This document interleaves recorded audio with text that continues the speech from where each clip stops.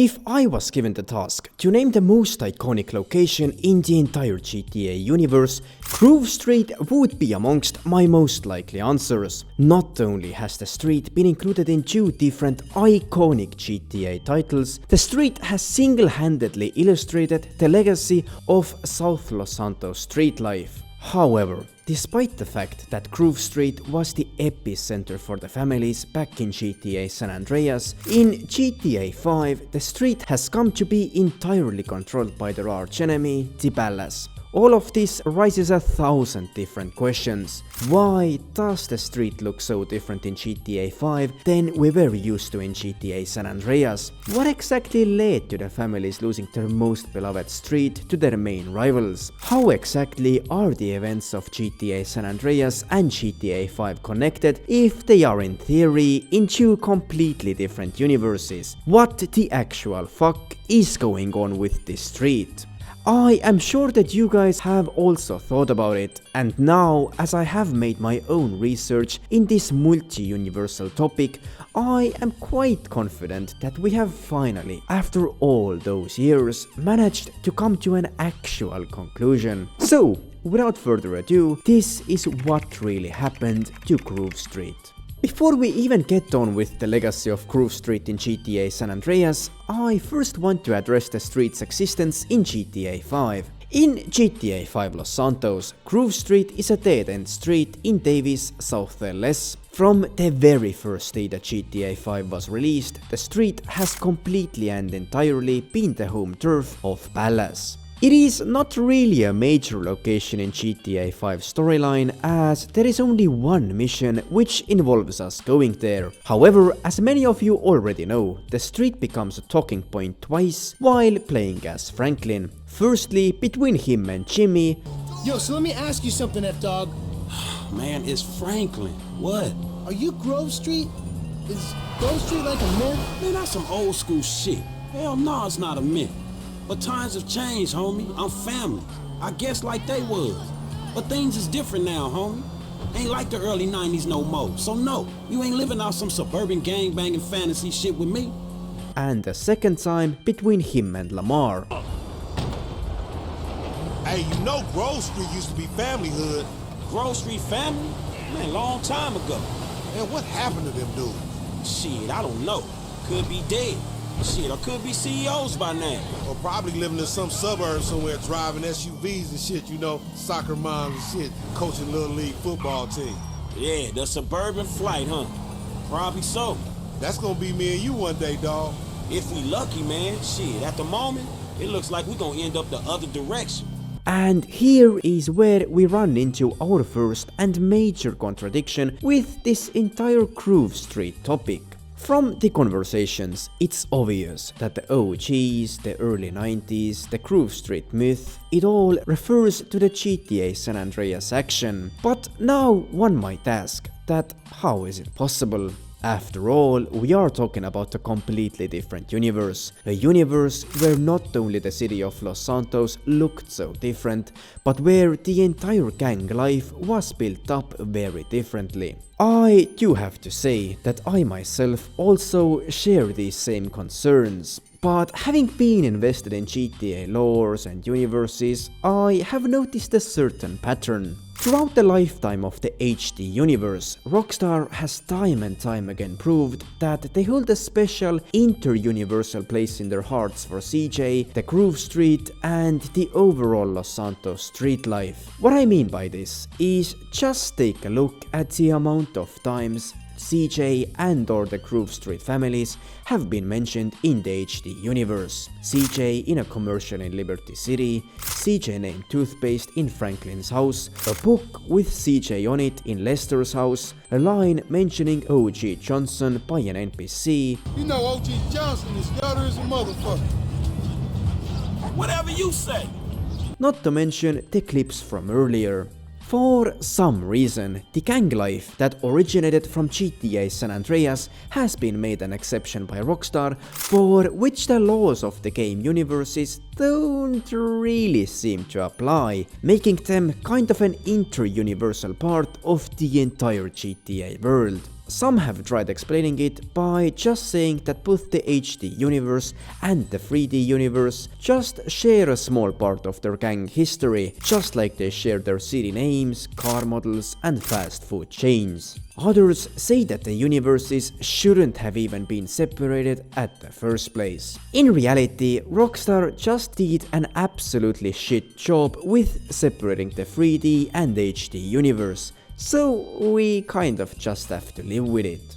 Anyway, as we have agreed that CJ and therefore the rest of the Grove Street families also exist in the GTA HD universe, it lays the groundwork for us to figure out the next big question. If the families also lived on Grove Street in the HD universe, what exactly happened to the place between 1992 and 2013 that led it to being controlled by the family's arch-enemy, the Ballas? To answer this question, I very cautiously replayed the entire GTA San Andreas game again to fully understand everything there is to know about Grove Street, to then come to an actual solid explanation. You see, back in 1987, the families were supposedly the top dog gang in South Los Santos. They controlled majority parts of the city, and Grove Street was their, so to speak, capital. Then we saw CJ relocating to Liberty City for 5 years, which was mainly motivated by his own feeling of having been responsible for his younger brother's death. It was only when CJ's mother was dead that he relocated back to the West Coast in 1992. However, by then, the power relations on the streets had changed. The families wasn't the almighty and powerful main dog they once were, a fact that Sweet also told CJ quite early on. Shit's real fucked up. Everything. What you mean? What, apart from your mother being dead? Things are going real bad. Here, let me show you Running Man. Tony's buried over there. Little Devil over there. And Big Devil over there. Man, it's just crazy. Everybody blasts on fools first, then ask questions second. I got a bail in a minute. Hello? Hey, thought I'd explain some shit. Sweet. Hey, what's up? Since you've been away, shit has changed around here. Grove Street families ain't big no more. Seville Boulevard families and Temple Drive families are beefing and split with the Grove. Now we so busy, Set-Trip and Ballas and Vagos have taken over. So watch your stuff out there. Yeah, I hear you. Thanks for the heads up. Don't mention. Had me on crystal meth. Throughout the game, CJ grows more and more aware of the bad influence that being involved in the gang life brings, and whilst he at first moved back to LS to help his old gang, then at the later part of the story, he really wanted to focus on his own businesses and breaking out of the hood life, a mindset that was at times completely unacceptable for Sweet. What's up, bruh? Hey, what's up, man? How you doing, bruh? I'm alright, man. Hey, man, we off to our new spot. We got a mansion, Sweet. We've been putting in work, and shit is going well. We got a stake in the casino. We got some insane shit in Fierro. We get into the rap game. Hey, man, let me get you some new clothes. Come on. New clothes? Nigga, what the fuck is this bullshit? What you mean, man? What's mine is yours, and you know that. You never did get it, did you, Carl? I need to go check on things in the hood. Man, that's the problem. You always a perpetrator, running from what's real. Hey, man, shit's fucked up there. You don't want to be in the hood. No, that's exactly where I want to be. What you done for our hood? Man, what the hood done for me? Always dragging me down. Ever since I got out the hood, shit been cracking. That's everybody's dream to get out the hood. Man, you sound just like Smoke right now.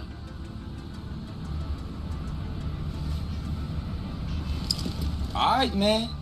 You hard. I'ma show you what's going on in the hood.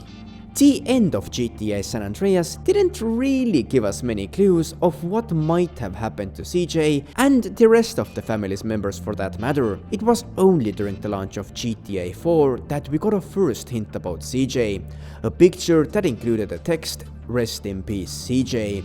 Now, of course at the time, this caused a major outbreak in the GTA community, as the death of perhaps the most fan-favorite GTA character was totally unacceptable for many. But as it later turned out, the picture just remarked the end of the GTA 3D universe and the beginning of a new, fresh HD universe with GTA 4. Nonetheless, CJ was showcased as a successful model on billboards across Liberty City. By 2013, CJ had most likely built himself his own toothpaste company, as well as written some sort of a book where he himself was on the cover on. So from all of this, let's please make some logical conclusions. By the end of 1992, CJ grew tired of the gang life. He didn't see this as a viable option to spend his future. Then by the late 2000s and early 2010s, we see a successful businessman across the major cities of the US. And what we also see is another gang that has taken over the Grove Street. I don't know about you guys, but for me it is obvious that the Grove Street families collapsed quite soon after 1992. A collapse that was caused by the demotivation of its members, and which led to the Ballas overtaking the Grove Street with little to no resistance. And if you now ask that why wouldn't the Grove Street families do something about it, it's because they genuinely just don't care anymore. The group, mainly by CJ's influence, grew out from the gang life, a fact also confirmed by the fact that neither Franklin or Lamar know nothing about any of the OG members in 2013. Hey, you know Grove Street used to be family hood. Grove Street family? Man, long time ago. Man, what happened to them dudes? Shit, I don't know. Could be dead.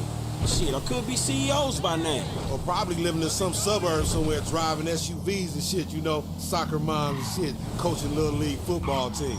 Yeah, the suburban flight, huh? Probably so. That's gonna be me and you one day, dawg. As sad as this theory is for you, it unfortunately serves as the by far most likely reality. Exactly how both Franklin and Lamar had by 2021 basically grown out from the same sort of gang warfare. I remember her when she was broke as fuck. She barely can get a motherfucking coach seat. Now all of a sudden eating grapes in the cockpit with the captain. Look at you.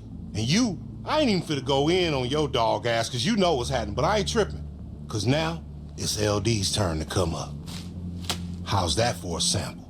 And this is the reason why we nowadays see the inevitable Ballas domination. But if you ask me, the families having grown out of the gang life serve as the real winners. But there is one more question that I have seen under multiple different posts on Reddit, many other forums, as well as YouTube comment sections. If both GTA 5 and GTA San Andreas share the same Grove Street, why do they look so different? Or more simply asking, what the fuck is this shit? Despite the overall design being similar to each other, the Grove Street of GTA 5 and GTA San Andreas share few similarities. One is a perfect centered circle, while the other one feels bigger and more natural.